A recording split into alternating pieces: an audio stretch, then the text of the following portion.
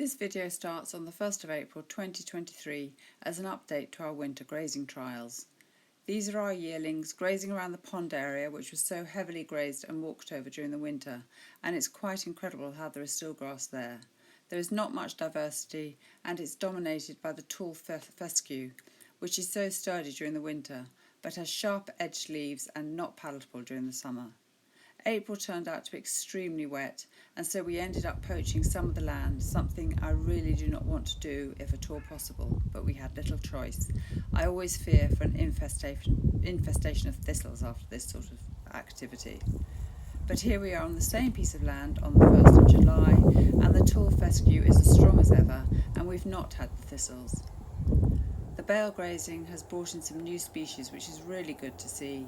Bird's-foot trefoil, vetches of various sorts, red and white clover and knapweed.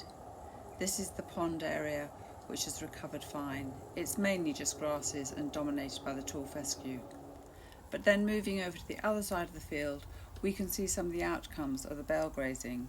Bird's-foot trefoils, yarrows, there are thistles that have come in.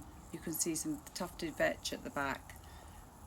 All a good diversity of species, and this sward is looking really nice just a few months after the cattle moved out at the end of April. I was thrilled to see the field scabious, which is in that photograph there, sitting behind the bed straw.